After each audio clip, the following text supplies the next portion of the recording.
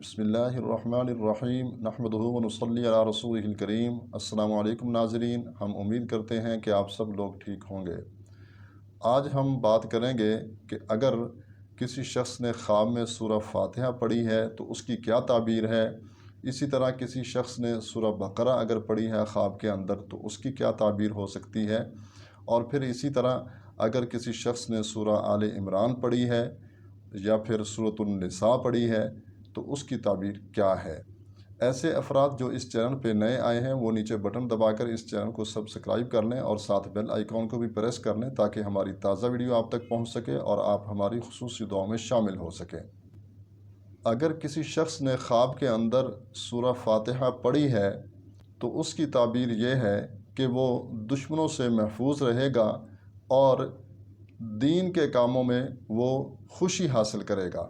اور اگر کسی شخص نے خواب کے اندر سورۃ البقرہ پڑھی ہے تو اس کی تعبیر یہ ہے کہ اگر وہ بیمار ہے تو اللہ تعالیٰ اسے شفا عطا فرمائیں گے، اور اگر وہ غریب آدمی ہے تو وہ بہت جلد امیر ہو جائے گا، اور خدا نخواستہ اگر وہ قید میں ہے تو اسے رہائی ملے گی، اور اگر اسے کوئی پریشانی لاحق ہے، کسی بھی قسم کی اسے کوئی پریشانی ہے تو انشاءاللہ اس کی پریشانی ختم ہو جائے گی۔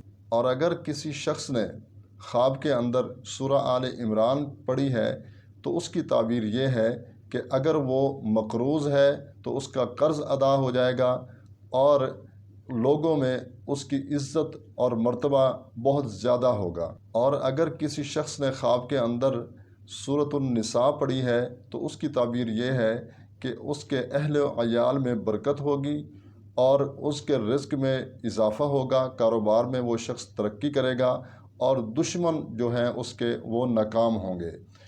امید ہے آج کی ہماری یہ ویڈیو آپ کو پسند آئی ہوگی۔ اس کو لائک بھی کریں اور ثواب کی نیت سے دوسرے مسلمان بھائیوں کے ساتھ بھی شیئر کریں تاکہ وہ بھی اس سے فائدہ اٹھائیں۔ اجازت چاہتے ہیں، ملتے ہیں ایک نئی ویڈیو کے ساتھ۔ اللہ ہم سب کا حامی و ناصر ہو۔ السلام علیکم ورحمۃ اللہ وبرکاتہ۔